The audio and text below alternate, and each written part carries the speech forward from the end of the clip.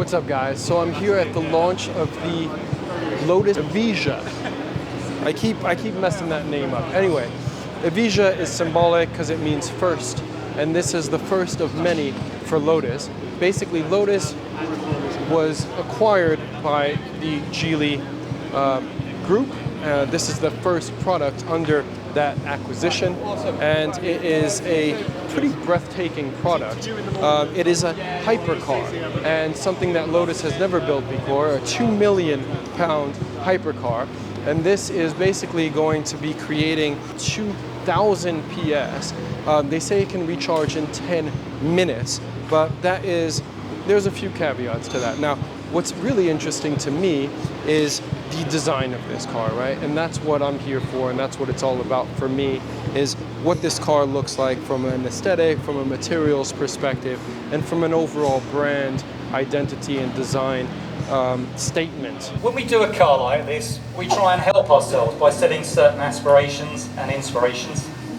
So first of all, the goal was to make a beautiful car, which sounds an obvious thing. But sometimes when you do these sorts of vehicles, it's easy to fall into the trap of just doing something that is shocking.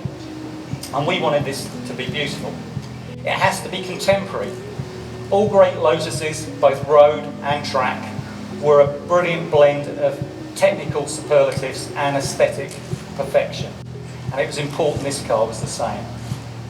It has to have unique features, and when I walk you around the car, you'll see there's some certainly very different approaches to certain elements on the car.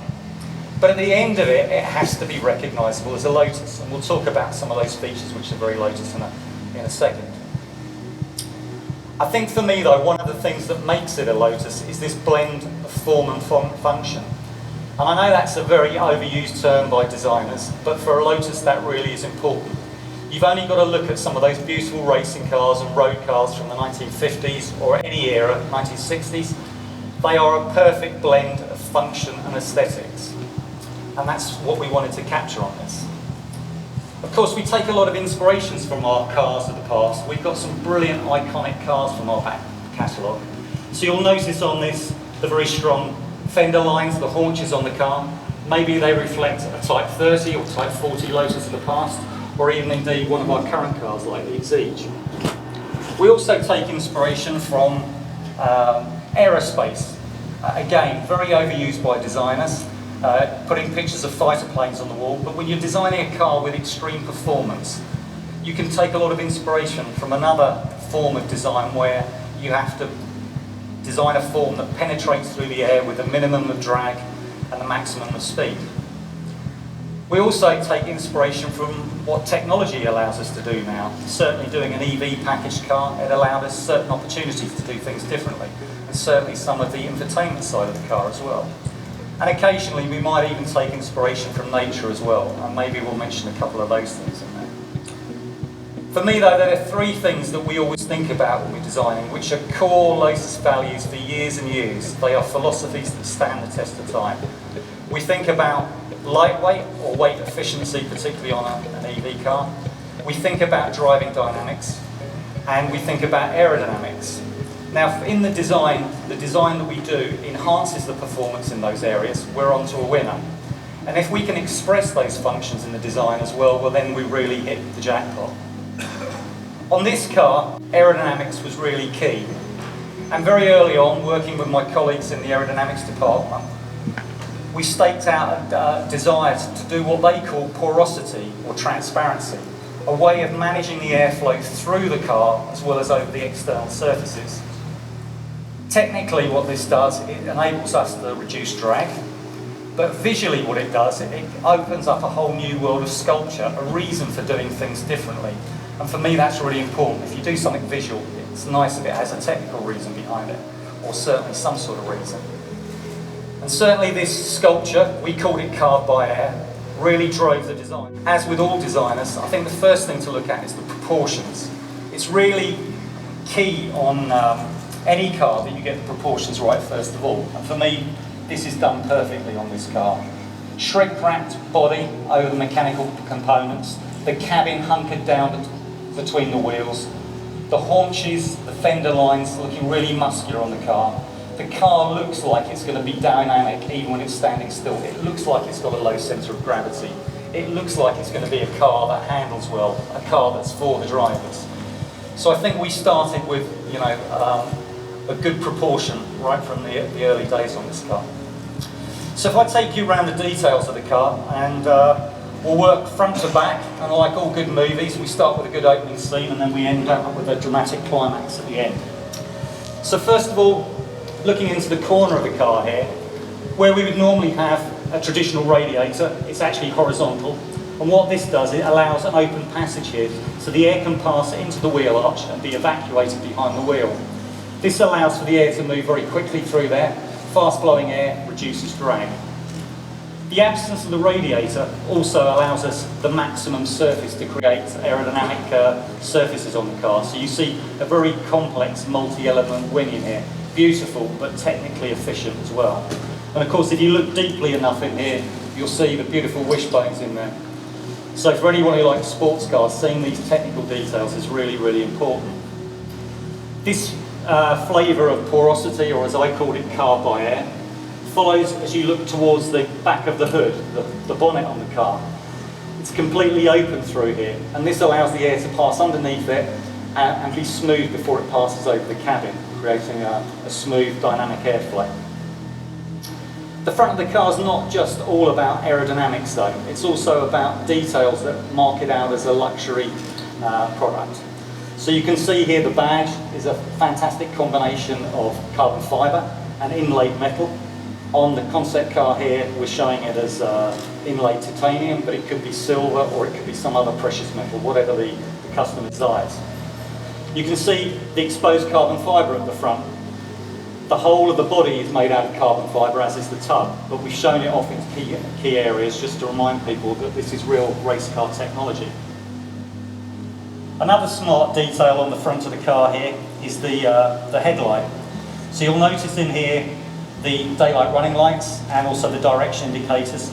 They're actually shaped like wings. So throughout the car, because of this high performance characteristic, we've taken lots of influences from aviation, and you can certainly see that there. I should have mentioned it's also carried through in that wing section at the back there. We've also got the latest technology on this in terms of functional aspects. So we've got laser lights for both main and deck beams. So that's one of the first cars to have that featured on a road car. As we start to move to the side of the car, you'll notice the emergence of the classic front haunch, the muscle on the front of the car. So that immediately conveys power to the car. But as a driver, it's really important because you can see the corners of the car. So a car that's for the drivers, it's really important that you can place it on the track. On the side of the car, you'll notice there's no traditional mirrors, and that's because for a first on a Lotus, we've replaced the mirrors with cameras which deploy out of the side here. So very much a leading edge piece of technology, but also a little bit of Lotus. Everyone remembers the Lotus with the pop-out headlights, and in this case we've got a pop-out mirror. In that same area, you'll notice in that image there, the very exposed wheel and tyre. If you're like me and you like motorsport, seeing a big fat tyre there is always a very emotional part of a car design. But of course that's not just there for aesthetic reasons, it's also there for functional reasons. It allows the air to be evacuated, keeps the air moving quickly, reduces drag, and it also takes the pressure out of the wheel arch, which would normally create lift. As we move to the side of the car, we start seeing some really elaborate sculpture. We had a lot of fun doing that. At the top of the car, you can see how the section rolls off the roof into the edge of the vehicle. A little bit like when you look at the front view of some of the fighter planes, where you see the section rolls off the canopy into the edge of the fuselage, into the chine line on the fighter plane. And then we start to see emerge the start of the big story, this huge intake on the side of the vehicle. And that's not there to feed a radiator, that's all part of the airflow management to reduce drag. That feeds what the aerodynamics guys call a 3/4 venturi. And as we move to the rear of the car, this really is, for me, is the killer view of this car. This is the jackpot. This really has everything you expect from a sports car and from a hypercar. Wide, muscular, the cabin hunkered down. It looks like a car that's going to be dynamic. But then you've got this totally unique feature of these exits from the Venturi, which, as I say, are there totally there for functional reasons. But we had a lot of fun doing that. We did it in a very sculptural way, as I called it earlier, carved by air. And some people might want to treat it as a piece of sculpture. So buried inside there, we've got a couple of LED lights on either side, so someone can relax of an evening, put the lights on and admire the back of their car. Just to rub salt into the wounds of the competitors, we've done something very different with the rear lights. We've ringed the Venturis with these ribbon lights, and from a distance they look a little bit like afterburners or reheat on a jet fighter, so a nice little playful touch on that. The Lotus name illuminated on the back, flush in there, and the T, rather cleverly, is the reverse light. So I guess a very Lotus solution there, one part doing two jobs, a badge and the reverse light. As you probably gathered from the way I've described the car, we've done a lot of work to make sure the aerodynamics are passive and aren't too intrusive, but we do have some active surfaces on the car. So we have an active rear wing, and we have an active DRS flap that optimises the performance of the diffuser. We also have here the charge flap on the car, so there's a little bit of theatre there when that's deployed as well, and you can plug the car in. Of course, this car being EV, there still needs to be a lot of emotion behind it, and the people who buy this are still going to be transfixed by the technical aspects of the design of the car.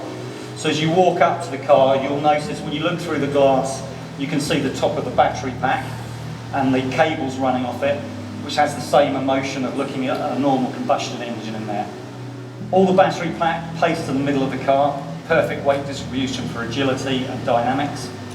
And also, as you look through that same piece of glass, you'll see all the beautiful motorsport-derived inboard suspension, which is really a treat to look at. So as you can see from the image up there, a very different view when you look through the screen for the first time. We haven't got a traditional dashboard, it's completely open. We have a floating beam going across the car. It's very light to look at, also lets a lot of light come inside the car, so it feels a totally different driving experience when you're inside there. It's also a very Lotus solution because that beam does more than one job. It carries all the ducting for the vents, and it's also the structure that supports the steering column. So hopefully Mr. Chapman would be proud of us, one part doing two jobs there. As we look more carefully inside the interior of the car, the first thing will be apparent is that we've designed it for the drivers. So all the surfaces wrap around the occupant. They are basically making sure the driver feels like he wears the car, and that's highlighted by a light strip that runs around the interior as well. It's a very pure, minimalist interior, not raw, not like a race car, and that's something we wanted to make sure. It's still got to feel like a luxury good, but very weight efficient, very simple inside the car. Once you're inside the car, everything has been designed around the driver. So we spent a lot of time getting the package right, working with people like Gavin Kershaw from our Attribute group, who's also a championship-winning racing driver as well, to get the optimum driving position. At no point should the driver be distracted at all. Everything should be intuitive. So in front of the driver, there's just one single screen. And through that screen, we drive driving information, so obviously performance, range, etc. But also, you can plug in your phone and you can have your navigation, you can have your music and your phone as well. So everything's in front of the driver or he's looking down the road. You interact with that screen through a wheel in the centre console. So again, no eyes needed to be taken off the road, or there's some shortcut keys on the steering wheel, which as you can see is very much a motorsport-inspired steering wheel. The centre console itself is something very interesting, very elegant, slim panel. And we've got touch switches on there, but because we want that to be very intuitive, we've shaped the surface so that the driver can actually feel where the buttons will be. Gives it a very unique flavour visually, but it's also a very functional solution as well. The seats are very elegant, carbon fibre shells, thick pads on top of them. I guess in furniture terms it's a little bit like a Barcelona chair, very elegant structure underneath, thick comfortable pad on the top. And through the centre of the seat, we've got an inlaid metal strip into the carbon, which the owner can personalise with their own message. So we've got engraved on the metal strip for the drivers, but the owner could maybe put a personal family motto or something like that going through there. So a nice little touch of jewellery inside there. You can probably just gather from this image here, we talked about cameras rather than mirrors on the outside of the car. So we've got the two side cameras feed screens on the two doors. And then in the header area, where we traditionally have a normal mirror, we've got the central camera as well. So all very intuitively laid out inside there. And I think probably the final thing really on the interior is just the marvellous mix of materials we've got inside there. So you've got carbon fibre, so something very technical, machined out aluminium parts, and then you've got a lot of soft trim, and all these can be bespoke to the customer's taste. Different finishes on the metal, different soft trim, and of course the carbon fibre. So for me, quite a British approach to luxury, maybe a very Lotus approach to luxury. We're combining two facets, which this country is well known for, aerospace and motorsport technology, but also with a little bit of bespoke tailoring. On one final little detail inside the car, which is rather nice, just tucked in this area, we have one small space left that isn't full of mechanical components or airflow management. And we've tucked in there two beautifully formed carbon fibre cases. So you just push a button and it deploys the case out of that area. It's a little bit James Bond, a little bit like the daggers coming out of the briefcase or the sovereigns or whatever he had in Dr. No, whichever film it was. So there we have it. You guys are obviously going to look at this in a few minutes and ask us more questions on it. But the car, I think, as a team, we're all immensely proud of. Something which we think we've achieved the goal of making a very beautiful car and a very innovative car.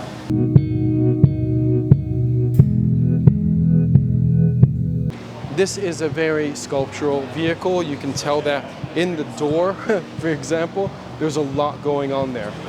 A whole lot going on there, but at the same time, you know, it's one of the a very ingenious bit of packaging as well. When you consider that there's the door hinge in there, there's the mirror, there's an electric mirror right there, if you can see that little opening, that little outlet.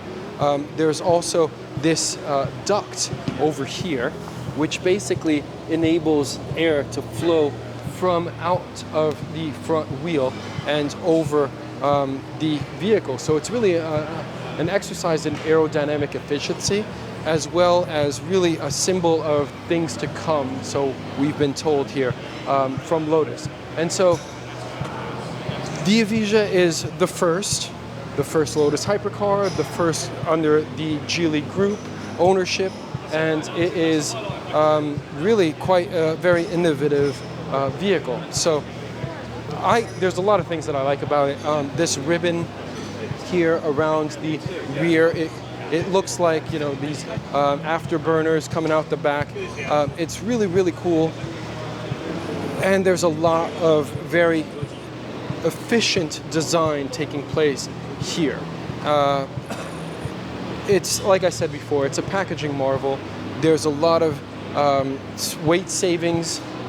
This whole vehicle weighs 1,080 kilograms. That's without the battery pack. At the rear, we've got a pyramid style battery pack arrangement to keep weight distribution optimal. We've got this charging area right here, which basically just pops out. They say it can charge in 10 minutes, but again, that is because it's got an 800 kilowatt hour battery capable of taking that charge, but chargers can only charge up to 350 kilowatts. So you can't actually charge this car in 10 minutes just yet, based on charger capability. But at the same time, I think it's a very, very nice indication of where Lotus is trying to go. Now, the whole tagline for this evening has been for the driver, and Lotus firmly believes that the driver isn't going anywhere anytime soon, and that is great. I mean, you know, perhaps there is a shelf life for that tagline, perhaps there isn't. I think there will always be room for the driver. Now, whether or not they'll be able to do that on public roads is a different story. I think there will always be room for the driver because people ultimately really want to have control of a vehicle such as this. And that's who they're catering to, and that's who they're really trying, that's their customer base. And so they're trying to appeal to these people through a whole new customer experience program. Now you have to imagine, Lotus has been so far selling 50,000 to 100,000 pounds cars, right? And this hypercar is the first time it has entered into this realm. And because of that, you need to really approach sales very differently, right? The whole experience of selling to the customer needs to have a different approach. So this, they have a whole new guy over from Bentley to ease that process. And they're only going to be selling 130 of them, 2 million pounds a pop. And there's been a huge interest in these vehicles. I don't doubt that they will sell them. Hopefully the people won't keep them stored in their garages just to kind of look at, but will actually get out and drive them. I think from a surfacing perspective, it's really quite nice because of the fact that it is voluptuous. It is quite technical at the same time. It needs to be, just to make sure that everything can fit over all of these functional aspects. So from a design perspective, I think it's great. Now, the interior is really, really nice because it's very minimalistic. Everything from the kind of center stack, just how it flows down. It's like this free floating element that just comes off of the IP. And the IP itself is also this like free floating element in the front of the driver. It completely, like, there's space behind it type thing. So it's really very lightweight, really innovative, and very interesting as well. So I gotta say, I really like this car. There's nothing that I can say negatively about this, and I hope to bring you more information about this car in due course. Thank you.